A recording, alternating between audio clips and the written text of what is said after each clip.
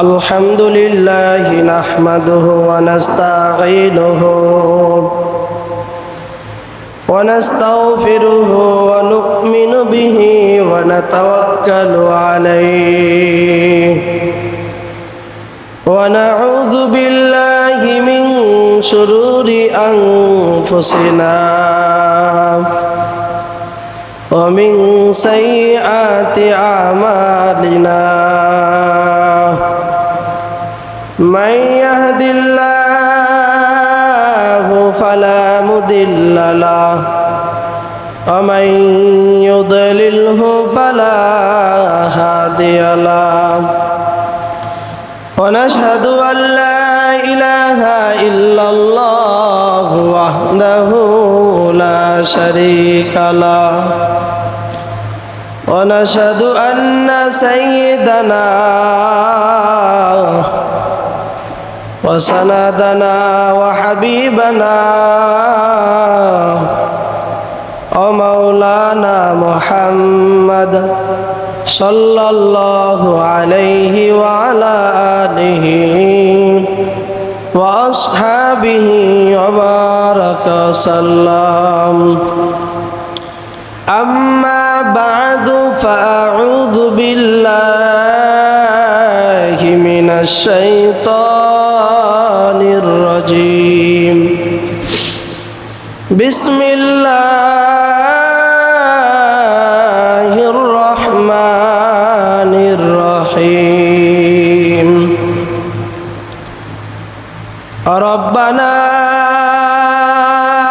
آتهم ضعفين من العذاب والعنهم لعنا كبيرا وقال رسول الله صلى الله عليه وآله وسلم إذا سرت حسنتك وإذا ساءتك سيئتك فأنت مؤمن وقال تعالى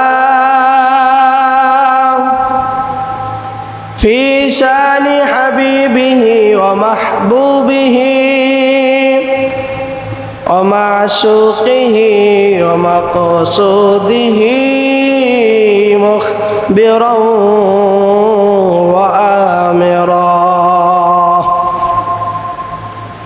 إن الله وملائكته يصلون على النبي يا أيها الذين آمنوا صلوا عليه وسلموا تسليما اللهم صل على سيدنا ونبينا وشفينا وحبيبنا ومولانا محمد صلى الله عليه وعلى آله وأصحابه وبارك وسلم محبة الشتبري اللهم صل على سيدنا ونبينا وشفينا وحبيبنا ومولانا محمد صلى الله عليه وعلى آله وأصحابه وبارك وسلم দুরূদ শরীফ পড়লে সওয়াব হবে না গুনাহ হবে? কথা কয় না। দুরূদ শরীফ পড়লে সওয়াব না গুনাহ? যদি সওয়াব হয়ে থাকে মহব্বতের সাথে পড়েন আল্লাহুম্মা সাল্লি আলা সাইয়্যিদিনা ওয়া নাবিয়্যিনা ওয়া শাফিয়্যিনা ওয়া হাবিবিনা ও মাওলানা মুহাম্মদ সাল্লাল্লাহু আলাইহি ওয়া আলা আলিহি ওয়া আসহাবিহি ওয়া বারাকা সাল্লাম। ঘুমাইয়া কাজা করস ফজর, তখন জাগুনি যখনই জহর। ঘুমাইয়া কাজা করস ফজর, তখন জাগুনি যখনই জহর। হেলাই খেলাই কেটেছে আসর, মাগরিবেরি শুনি আজান। হেলাই খেলাই কেটেছে আসর, মাগরিবেরি শুনি আজান। এখনো কাতারে হাওরে শামিল, এখনো কাতারে হাওরে শামিল। এখনো ওই সাথে আছে স্থান। বাজিছে দামামা বাদরে আমামা, শিরুচু করি মুসলমান। দাওয়াত এসেছে নয়া জামানার, ভাঙ্গা কিল্লায় ওরে নিশান। ওরে ভোলা মন তাকমি মহন, মরণে স্মরণ কর। বলে বলে তোর ফুরিয়েছে আয়ু, এখনো হলো না ডরন। কোথা থেকে আগমন, কোথায় যেতে হবে রে? কোথা থেকে আগমন, কোথায় যেতে হবে রে? কে আনিল কি কারণে জানা নাই যে ভবেতে। এ দুনিয়া নিশে বলে রে ভাই, শুধু আশার খেলা ঘর। চোখ বুঝিলে দেখে বেরে তুই, কে আপন কে বাপর। মরণ থেকে যতই পালাও, মরণ তোমায় লইবে ঘিরি। যদিও শুধু আকাশ পথে লুকাও, সেথায় লাগিয়ে সিঁড়ি। নদী পথে নৌকা চালাও ও মাঝি ভাই, বেলা ডোবার আগে আমি ওপার উঠতে চাই। ডুবে গেলে বেলার আর উঠে না, ভেঙ্গে গেলে মেলার আর জমে না। আলহামদুলিল্লাহ, আল্লাহ পাকের বান্দা নবী মুহাম্মদুর রাসূলুল্লাহ সাল্লাল্লাহু আলাইহি ওয়াসাল্লামের উম্মতগণ, শুকরিয়া জানাই আল্লাহ রাব্বুল আলামিনের দরবারে লাখ কোটি শুকর ও সুজুদ যে আল্লাহ রাব্বুল আলামিন দয়া করে, মায়া করে, মোহাব্বত করে, ভালোবেসে আল্লাহ তাআলার ঘরে আসা বসার মতন তৌফিক দান করছেন। এই জন্য শুকরিয়া আদায় করি আলহামদুলিল্লাহ। আল্লাহ পাক রব্বুল আলামিন মুমিনদেরকে পবিত্র একটা জুমার নামাজ, পবিত্র একটা শুক্রবার দিন দান করল। আল্লাহ তাআলা মুমিনদেরকে বারবার ডাকেন, আল্লাহ তাআলার বান্দাদেরকে বারবার ডাকেন, কিন্তু বান্দা আল্লাহ তাআলার ডাকে সাড়া দিতে চায় না। আল্লাহ ঠিকই ডাকে, কিন্তু মানুষ আমরা আল্লাহর ডাকে সাড়া দিতে চাই না।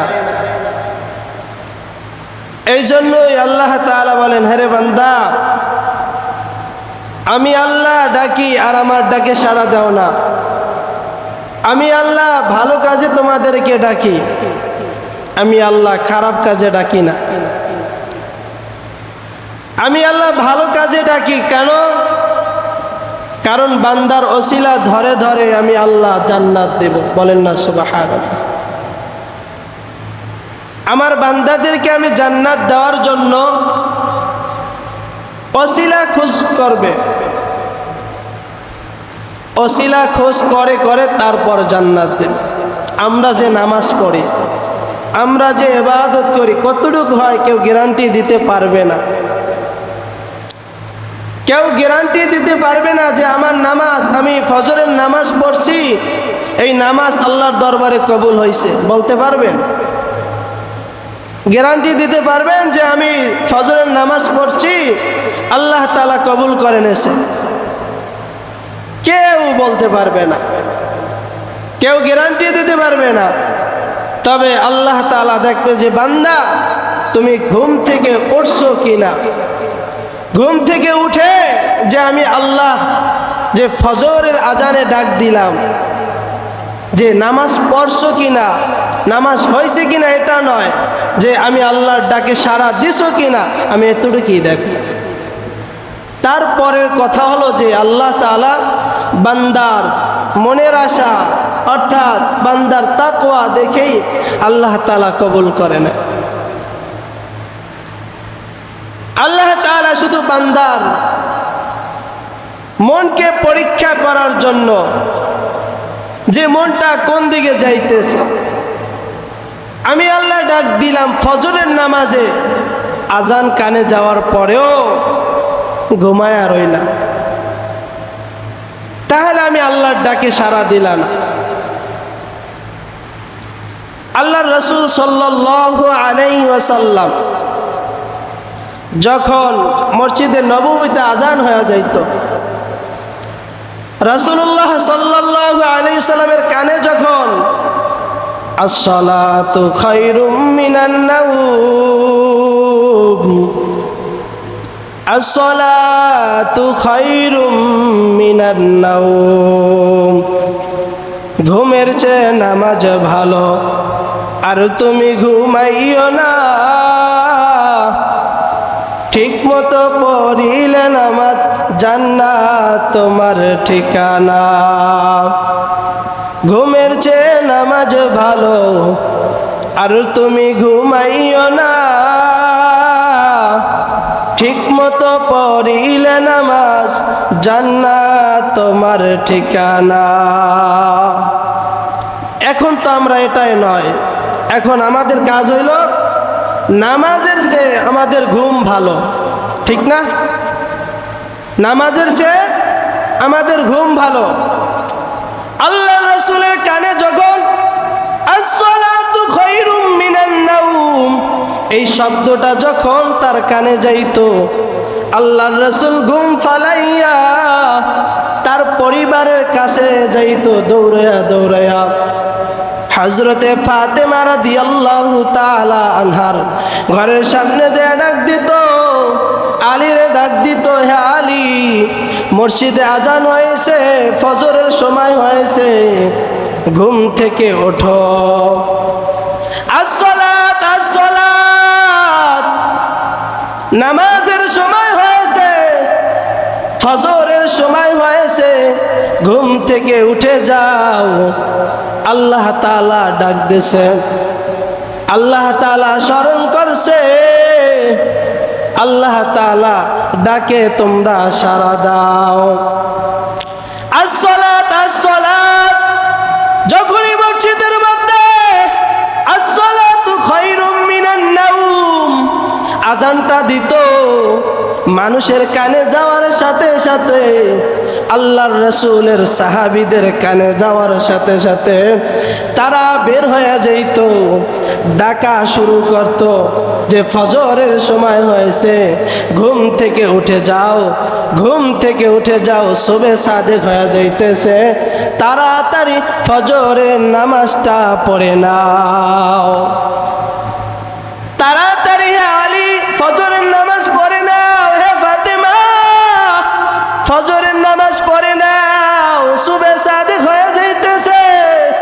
কিন্তু আমাদের মধ্যে ফজরের নামাজের গুরুত্ব নাই, ফজরের নামাজের গুরুত্ব নাই।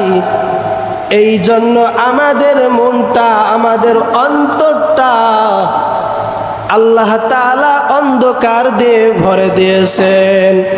এই জন্য আমাদের এই চক্ষু দিয়া আমরা ভালো কিছু যাচাই বাছাই করতে পারি না। এরে আল্লাহর বান্দা, নবীর উম্মতের দল, আল্লাহর নবী যখন ফজরের দাওয়াত দিয়া মানুষের বাড়ির দরজার সামনে যাইতো, সাহাবায়ে কেরামের ঘরের সামনে গিয়া গিয়া তারপর দাওয়াত দিছে, ফজরের নামাজের সময় হয়েছে, সুবে সাদেক হয়ে যাইতেছে, তাড়াতাড়ি ওঠো, তাড়াতাড়ি ওঠো, নামাজের সময় চইলা যাইতেছে, তাড়াতাড়ি আও, মসজিদে আও, নামাজ পড়ো। কিন্তু আমরা পারলাম না। ঠিক হযরতে আলী রাদিয়াল্লাহু তাআলা আল্লাহর নবীর দাওয়াত পাওয়ার পর আলী রাদিয়াল্লাহু তাআলা সেও মানুষের বাড়িতে দরজার সামনে যেয়া নড়া দিতেন, অর্থাৎ তাদেরকে ডাক দিতেন, ও ঘরওয়ালা আও আও, তাড়াতাড়ি আল্লাহর ডাকে সাড়া দাও। হযরতে আলী রাদিয়াল্লাহু তাআলা সেও বলতেন, আসসালাত আসসালাত আসসালাত, নামাজের সময় হয়েছে, আও নামাজ পড়তে আও। কারণ নামাজ যদি না পড়ো আল্লাহ তাআলার কাছে বড় শাস্তির ভাগ হইতে হবে। এই জন্য আল্লাহর নবী তার প্রিয় সাহাবীরা নামাজের জন্য পাগল পারা হয়ে যাইত। নামাজের কি গুরুত্ব, নামাজের কি গুরুত্ব! আল্লাহর নবী অসুস্থ অবস্থায় ছিলেন, সাহাবায়ে কেরামের কাদের উপরে ভর দিয়া দিয়া তারপর মসজিদে যাইতেন, তারপর নামাজ পড়তেন, নামাজের ইমামতি করতেন। কিন্তু আমরা তো অসুস্থ না, আমাদের ব্রেন ঠিক আছে, আমাদের হাত ঠিক আছে, আমাদের শরীর ঠিক আছে, আমাদের পাও ঠিক আছে, হাত ঠিক আছে, কিন্তু আমরা সুস্থ থাকা অবস্থায়ও কিন্তু মসজিদে গিয়া সিজদা দিতে পারি না। আল্লাহর নবী অসুস্থ, কিন্তু তারপরও মসজিদে গিয়া সাহাবায়ে কেরামের কাদের উপরে ভর দিয়া তারপর নামাজ পড়তে গেছে। আর আমরা সুস্থ মানুষ থাকা অবস্থায়ও আল্লাহর ডাকে সাড়া দেই না, বরঞ্চ ফজরের সময় পাতলা খাতা কম্বল গায়ে দিয়া তারপর ঘুমায়া থাকি। পাতলা খাতা, এখন তো গরমের সিজন, আর ভোর রাইতে উমরা একটু শীত লাগে, কি করি, ফজরের আযান চলে যাইতেছে, ফজরের ওয়াক্ত শেষ হয়ে যাইতেছে, আমরা আরো কম্বল অথবা খাতা শরীরের উপরে দিয়া তারপর ঘুমায়া থাকি। আল্লাহ বলে, আরে নিমু খারাপ, ইন্নাল ইনসানা লিরাব্বিহি লাকানুদ। আল্লাহ বলেন, মানুষ বড় নিমু খারাপ, মানুষ বড় গাদ্দার, মানুষ বড় খারাপ। আল্লাহ এখানে কেন মানুষকে বললেন নিমু খারাপ, গাদ্দার? কারণ আল্লাহ বলেন, আমি যেটা হুকুম করলাম, আমার হুকুমকে যারা সাড়া দিল না, তোরাই হলি বড় গাদ্দার, তোরাই হলি বড় নিমু খারাপ। কারণ আল্লাহর রাসূল তো অসুস্থ অবস্থায় ছিলেন, যখন মসজিদে যাইতে পারেন নাই, আম্মা জান আয়েশা রাদিয়াল্লাহু তাআলা আনহাকে বলেন, আয়েশা আমাকে একটু হুজরার মধ্যে বসায়া দাও, আমি একটু হেলান দিয়া দেখব ফজরের নামাজে মসজিদে কি আমার সাহাবায়ে কেরাম এসেছে কিনা। আম্মা জান আয়েশা রাদিয়াল্লাহু তাআলা আনহা বলেন, ওগো আল্লাহর নবী, আপনি তো অসুস্থ, কিভাবে বইবেন? ওগো আল্লাহর নবী, আপনি তো বসার সক্ষমতা রাখেন নাই। আল্লাহর রাসূল বলেন, ওরে আয়েশা, আমার একটু ধরা, আমার একটু বসাও, হেলান দিয়া বসাও, আর দরজার সামনে থেকে পর্দাটা সরাইয়া দাও, পর্দাটা সরাইয়া দাও। আমি মসজিদের দিকে একটু তাকাবো, আমার হুজরা থেকে আমি একটু দেখবো যে আমার সাহাবায়ে কেরাম ফজরের সময় উপস্থিত হয়েছে কিনা। আম্মা জান আয়েশা রাদিয়াল্লাহু তাআলা আনহা আল্লাহর নবীর কথা অনুযায়ী আল্লাহর নবীর চোখের সামনে থেকে পর্দাটা সরাইয়া দিলেন। আল্লাহর নবী মসজিদের দিকে তাকায় আছেন, দেখলেন মসজিদের মধ্যে সাহাবায়ে কেরাম ভইরা গেছেন। বলেন না সুবহানাল্লাহ। সাহাবায়ে কেরাম মসজিদের মধ্যে ভরে গেছেন। আল্লাহর নবী বলেন, আয়েশা, আমি যে কালেমার দাওয়াত দিয়েছি, আমি যে নামাজের দাওয়াত দিয়েছি, এইটা আল্লাহর দরবারে কবুল হয়ে গেছে। ওরে আয়েশা, আমি ইন্তেকালের পর আমার সাহাবায়ে কেরাম কালেমার দাওয়াত দিবে, আমার সাহাবায়ে কেরাম নামাজের ইমামতি করবেন, আমার দাওয়াত আমি পৌঁছে দিতে পারলাম, আমার দাওয়াত আমি পৌঁছে দিতে পারলাম। এই জন্য আল্লাহ তাআলা বারবার বলেন, ও দুনিয়ার মানুষ, জমিনের মধ্যে বেশি দিন থাকতে পারবা না। আল্লাহ তাআলা কোরআনের কয়েক জায়গায় একই শব্দ ব্যবহার করেছেন, কুল্লু নাফসিন যায়িকাতুল মাউত। আমি আল্লাহ তোমাদেরকে বানাইলাম, তোমাদের মধ্যে রূহ দিলাম, আমি আল্লাহ তোমাদেরকে ঘুম পড়াইলাম, আবার ঘুম থেকে উঠাইলাম, আমি আল্লাহ রূহটা নিয়ে নিলাম, আবার রূহটা দিলাম। ওরে বান্দা, যেই দিন আমি আল্লাহ রূহটাকে কবজ করব, সেই দিন আর রূহতে আর তোমাকে দিব না, রূহটা আর তোমাকে দিব না। কুল্লু নাফসিন যায়িকাতুল মাউত। আল্লাহ তাআলা তো আমাদের মধ্যে প্রাণ দিয়েছেন, আল্লাহ তাআলা আমাদের মধ্যে রূহ দিয়েছেন। এই রূহটা যেদিন যাইবে, ওই দিন আর ফিরে আসবে না। আসবে আর ফিরে আসবে? এই জন্য বলি রে ভাই, আল্লাহ তাআলার ডাকে একটু সাড়া দেন, আল্লাহ তাআলার ডাকে একটু সাড়া দেন। রূহটা যেদিন যাইবে আর ফিরে আসবে না। এই জন্য আমাদের সন্তানদেরকে নামাজের উদ্বুদ্ধ করতে হবে, নামাজের পাবন্দি বানাইতে হবে। সূরা আহজাবের মধ্যে আল্লাহ তাআলা বলেন, রব্বানা আতিহিম দিফাইনি মিনাল আযাবি ওয়াল আনহুম লানান কাবীরা। কিয়ামতের ময়দানে সমস্ত সন্তানরা আল্লাহ তাআলার দরবারে বিচার নিয়ে দাঁড়াইবে। ও আল্লাহ, আমাদের মা বাবা নামাজ পড়েছে, আমাদেরকে নামাজের কথা বলে নাই। ও আল্লাহ, আমাদের মা বাবা কোরআন তেলাওয়াত করেছে, আমাদেরকে কোরআন তেলাওয়াত করতে বলে নাই। ও আল্লাহ, আমাদের মা বাবা ভালো কাজ করেছে, আমাদেরকে ভালো কাজ করতে বলে নাই। ও আল্লাহ, রব্বানা আতিহিম দিফাইনি মিনাল আযাবি ওয়াল আনহুম লানান কাবীরা। ও আল্লাহ, আমাদের মা বাবার কারণে আমরা তো জাহান্নামে যাব, কোনো সমস্যা নাই, কোনো সমস্যা নাই। ও আল্লাহ, আমাদের মা বাবার কারণে যদি আমরা জাহান্নামে যাই, ও আল্লাহ, আমাদের চেয়ে আমাদের অগ্রভাগ আমাদের মা বাবা অন্যায় করেছে, আমাদের মা বাবা অন্যায় করেছে। ও আল্লাহ, আমাদেরকে জাহান্নামে দেওয়ার আগে তবে আমাদেরকে যে শাস্তি দিবা, আমাদের থেকে ডাবল শাস্তি দিবা আমাদের মা বাবাকে। সূরা আহজাবের মধ্যে আছে লানান কাবীরা, বড় শাস্তিটা দিবা, বড় শাস্তি দিতে হবে। কারণ আমাদের মা বাবার কারণে আমরা বেনামাজি হয়েছি, আমাদের মা বাবার কারণে আমরা কোরআন পড়তে পারি নাই, আমাদের মা বাবার কারণে আজকে জুমার নামাজে আমরা যাইতে পারি নাই, আমাদের মা বাবা একটু ডাকও লইল না যে জুমার নামাজের আজান হয়েছে, সন্তান মসজিদে যা, আল্লাহর ডাকে সাড়া দে, নামাজ পড়তে যা। আমাদের মা বাবা একটু ডাক লইল না।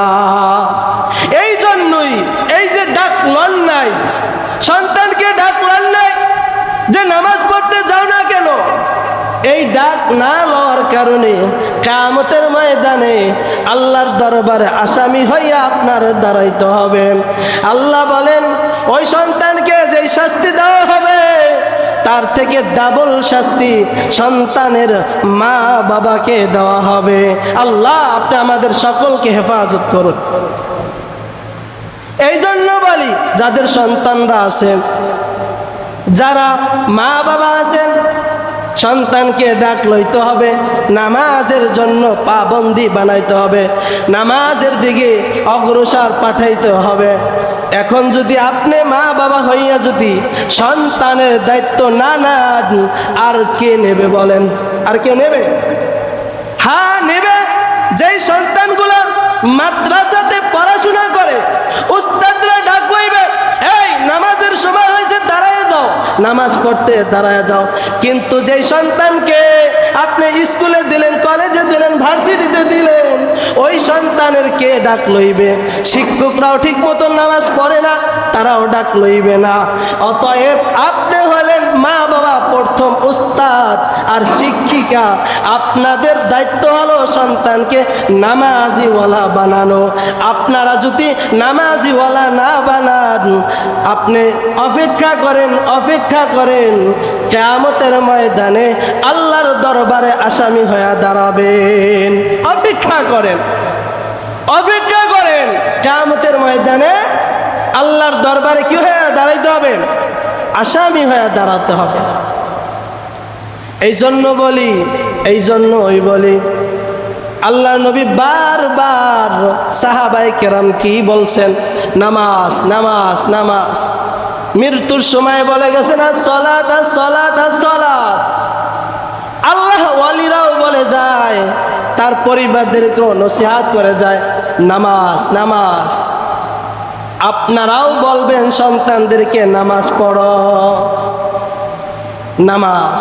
এই জন্য বলি রে ভাই, আল্লাহ পাক আমাদেরকে, যাদের সন্তান আছে, প্রত্যেকটা সন্তানকে 5 ওয়াক্ত নামাজিওয়ালা বানায়া দেন। বলেন না আমিন। সঙ্গে মা বাবাদেরও নামাজ পড়তে হবে।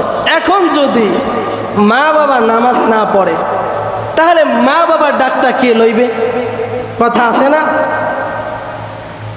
হুজুর মা বাবাই তো ঠিক মতো নামাজ পড়ে না। আরে এই মা বাবাও যেমন অলস গাফেল, সন্তানটারও গাফেল বানায়া ফেলাইছে। মা বাবা যদি ঠিক মতো নামাজ না পড়ে, তাহলে সন্তান কিভাবে নামাজ পড়বে? এই জন্য বলি বাবারা, আব্বুরা, আম্মা জানেরা, আপনারা যদি নামাজিওয়ালা হন, সন্তান ঠিকই নামাজিওয়ালা হবে। আল্লাহ পাক আমাদের সকলকে নামাজিওয়ালা বান্দা হিসাবে কবুল করেন। বলেন আমিন।